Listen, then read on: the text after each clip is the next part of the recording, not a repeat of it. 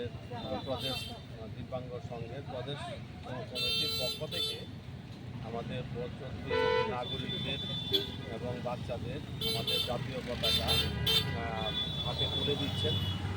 আমাদের যশস্বী প্রধানমন্ত্রী নরেন্দ্র মোদীজির কারণে আজকে আমরা তিরঙ্গা র্যালি দেখতে পাচ্ছি।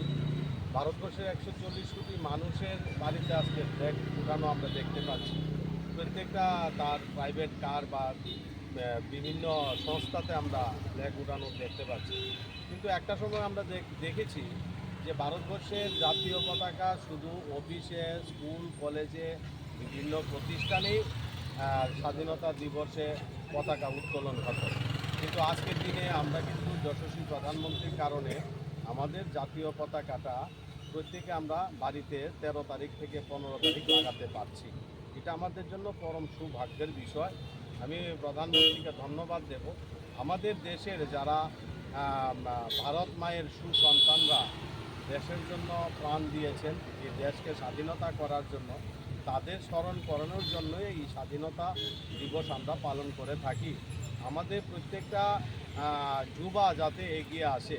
আমরা দেখতে পাচ্ছি ভারতবর্ষের যারা বিভাজন করেছিলেন, ভারতবর্ষকে যারা ভাগ করেছিলেন ধর্মের ভিত্তিতে, এবং ভারতবর্ষে যখন ইংরেজ শাসন করেছিলেন তারাই ভারতবর্ষকে ধ্বংস করার জন্য উদ্যোগ নিয়েছিলেন।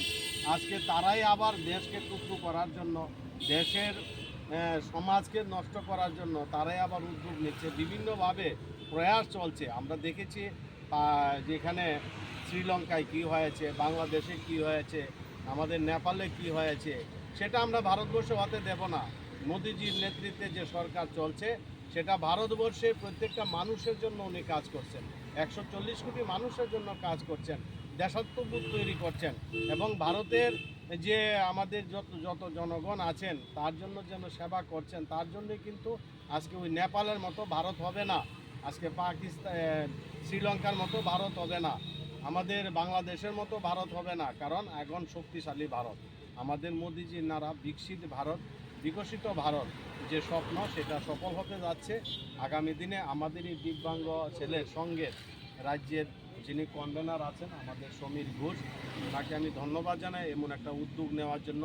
এই প্রত্যেকটা দিব্যাঙ্গ আজকে সামিল হয়েছেন এই স্বাধীনতা দিবসের আমাদের জাতীয় পতাকা প্রত্যেকটা নাগরিকের হাতে তুলে দেওয়ার, পথ চলতি মানুষের হাতে তুলে দেওয়া এই উদ্যোগটা একটা মহান উদ্যোগ। এই উদ্যোগকে আমি সাধুবাদ জানাই। এই ধরনের কর্মসূচি যাতে তারা আরও করে, এবং আমাদের রাজ্য সরকারও তাদের পাশে আছে। আপনারা দেখতে পাচ্ছেন যারা মানসিক রোগী আছে তাদের জন্য 5,000 টাকা ভাতা করেছেন, এটা আমাদের রাজ্য সরকারের মাধ্যমেই হয়েছে। আমরা চাই এই দিব্যাঙ্গ তাদেরকে নিয়ে আমাদের সমাজে প্রত্যেকটা মানুষের জন্য যাতে আমরা সেবা করতে পারি, তাদের যাতে আমরা সেবা করতে পারি, এই আহ্বান রেখে এই স্বাধীনতা দিবসে সবাইকে আন্তরিক শুভেচ্ছা অভিনন্দন জানাচ্ছি। সবাইকে নমস্কার।